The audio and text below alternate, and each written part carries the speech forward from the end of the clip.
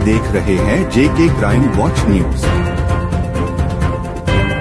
कि ये जो फलाए आम के 215 इंस्टीट्यूशन स्कूल्स को टेक ओवर किया, ये जम्मू कश्मीर के जो तालीमी इदारे हैं, जो यहाँ के हमारे इंस्टीट्यूशंस हैं, जो हमारी यहाँ की सकाफत है, उस पर एक और हमला है। मैं इसलिए सकाफत और जम्मू कश्मीर के तशख्खुस के साथ इसको जोड़ रही हूँ क्योंकि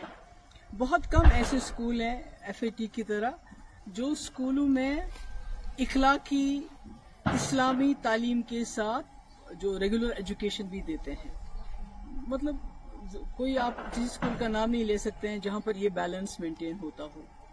और इन स्कूलों में से बहुत ही नामवर शख्सियत उभरी हैं और इसके साथ हज़ारों के तादाद में, मेरे ख्याल में कोई 50-60 हज़ार तो स्टूडेंट्स हैं, टीचर्स हैं, फैमिलीज़ हैं जो जुड़ी हुई हैं। तो इस तरह से इसको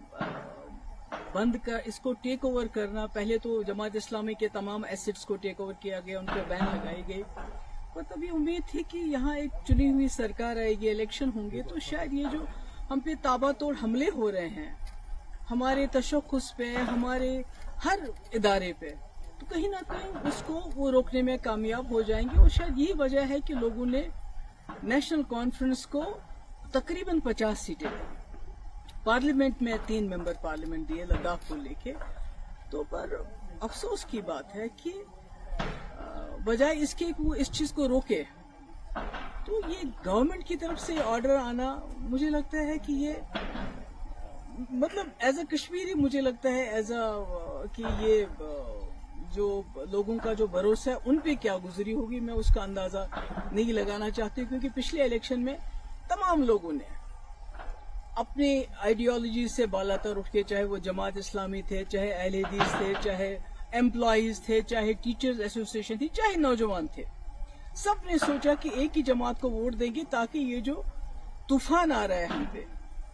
मरकज की तरफ से, इसको शायद एक जमात रोक पाएगी, एक ही जमात रोक पाएगी, क्योंकि PDP को तोड़ फोड़ करके PDP लगता था लोगों को ये खत्म हो चुकी है, ये मुकाबला नहीं कर पाएगी। तो ऐसे में ये होना, और अभी आपने देखा कुछ देर पहले जो हमारी उर्दू जबान है, सरकारी दफातर में से उसको तकरीबन खारिज किया जा रहा है। हमारी किताबों, हमारे जो सिलेबस है, जो करिकुलम है, उसमें जो है हमारे शेखुल आलम रहमतुल्लाह अलैह हैं, या हमारे अल्लामा इकबाल साहब हैं, या इसी तरह जो हमारे आगा शाहिद साहब हैं, उनको बिल्कुल उससे अलग किया जा रहा है। तो सरकार जो है खामोश है, और इस बार तो सरकार हिस्सा बन गई। आपको याद होगा 2016 और 17 में जब यहाँ बहुत हालात खराब हुए, पथराव रोके ना रुके,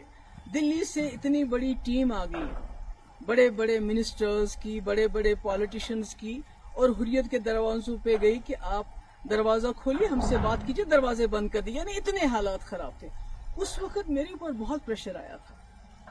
कि आप जमात इस्लामी के ऊपर क्रैक डाउन कर लीजिए, बैन कर लीजिए, इनको PSA लगा लीजिए, इनके एसेट सीज कर, जो अब हो रहा है, जो इस वक्त की सरकार इस वक्त कर रही है। मगर मैंने सोचा कि अगर मैं अपने ही लोगों पे बिला वजह इस किस्म की कार्रवाई, या तो कोई सबूत हो कि भाई इस वक्त ये कुछ ऐसा कर रहे हैं तो आप कोई एक्शन लोगे, मगर सिर्फ इनकी आइडियोलॉजी की वजह से किसी ने जाके दिल्ली में चुगली खाई थी कि भाई वहां जो भी कुछ कर रहे हैं वो जमात इस्लामी के लोग कर रहे हैं, जो पथराव हो रहा है, जो मुल्क के मुखालिफ जो मुहिम चल रही है, वो सब जमात इस्लामी। पर मैंने उस वक्त स्टैंड लिया, जैसे मैंने कुठवा में स्टैंड लिया। हालांकि मेरे पास अक्सरियत नहीं थी, हम PDP BJP सरकार में बने हुए थे। आज नेशनल कॉन्फ्रेंस के पास अपनी अक्सरियत है, उसके बावजूद वो इस किस्म के फैसले करती है। मुझे लगता है ये अफसोस के लायक है, और इसके बारे में क्या कहूँगी। वैसे तो लोग कहते हैं कि कहीं ना कहीं नेशनल कॉन्फ्रेंस और जमात इस्लामी का पुराने वक्त से चल रहा है, कि जब शेख साहब मरहूम 77 में आ गए, उसके बाद जमात इस्लामी वालों के साथ क्या किया गया, किस तरह इनके घर चलाए गए, क्या क्या हमारी मुकद्दस किताबें भी नजर आतश की गई, उसके बाद 87 के बाद क्या किया गया, जो फलायम ट्रस्ट के टीचर है उनको कैसे पब्लिक सेफ्टी एक्ट लगाया गया,